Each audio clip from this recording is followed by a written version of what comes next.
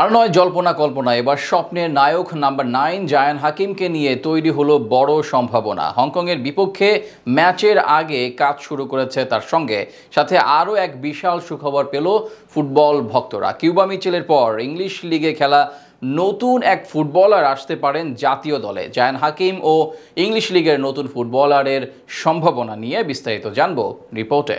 বাংলাদেশের ফুটবলে চলছে নতুন দিনের সূচনা।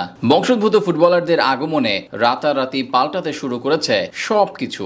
বিশেষ করে হামজা চৌধুরী আসার পর থেকে ইউরোপের বিভিন্ন দেশ থেকে ছড়িয়ে ছিটিয়ে থাকা ফুটবলাররা আসেন বঙ্গপাড়ের হয়ে মাঠ মাতাতে। ইতোমধ্যে ফাহমিদুল ইসলাম এবং সমিত সমীর অভিষেক হয়েছে লাল সবুজের জার্সি গায়ে। তবে বর্তমানে টাইগার দলের সবচেয়ে বড় সমস্যা হলো একজন প্রপার স্ট্রাইকারের। দক্ষিণ এশিয়ার সবচেয়ে ভালো মানের মিডফিল্ড হওয়া সত্ত্বেও একজন নাম্বার 9 এর অভাবে ভুগছেন হেড কোচ হ্যাভিয়ার কাবরেরা। তাই এবার সেই সমস্যা দূর করতে আনা হতে পারে স্বপ্নের নায়ক জায়ান হাকিমকে।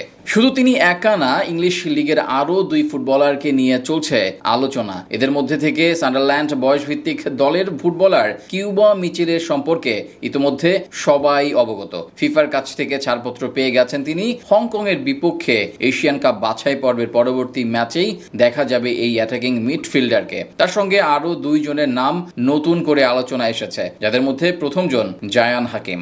এই ফুটবলারের ক্যারিয়ার শুরু হয়েছে ইংল্যান্ডের 4th টায়ার তথা EFL লিগ 2 থেকে। বর্তমানে জায়ান ইংল্যান্ডের 8ম টায়ারে আছেন। তবে 8ম টায়ারের হলেও তার অ্যাবিলিটি, ফিজিক্যালিটি এবং ফিনিশিং অ্যাবিলিটি বাংলাদেশের প্রেক্ষাপটে যথেষ্ট।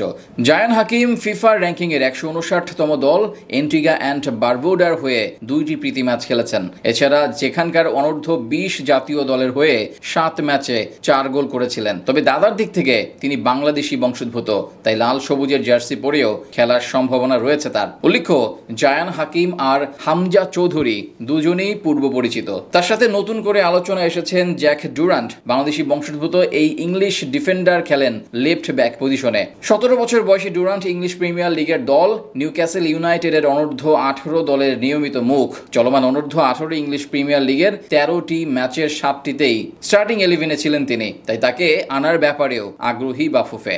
সব মিলিয়ে বলা চলে তাদের আগমনে আরো বেশি শক্তিশালী হয়ে উঠবে বাংলাদেশ দল।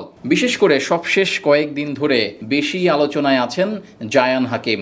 স্ট্রাইকার জটিলতা দূর করতে তার উপর নজর দিতে বলছেন সকলে। বর্তমানে দলের প্রতিটি পজিশন ব্যালেন্স থাকলেও শুধুমাত্র গোল স্কোরিং এর দিক থেকে পিছিয়ে আছে টাইগাররা। তাই জায়ান হাকিম যদি যোগ দেন দলে, তাহলে সেই সমস্যা দূর হয়ে যাবে। শোনা গেছে ইতিমধ্যে তার সঙ্গে কথা বলা শুরু করেছে বাংলাদেশ ফুটবল ফেডারেশন। সব মিলিয়ে বলা চলে আগামী সাফের পূর্বেই শক্তিশালী স্কোয়াডে পরিণত হবে টাইগার দল। সাথে হংকংয়ের বিপক্ষে ম্যাচের পূর্বে কিউবাদের আগমনে আরও বেশি সামর্থ্যবান হয়ে উঠবে হামজারা।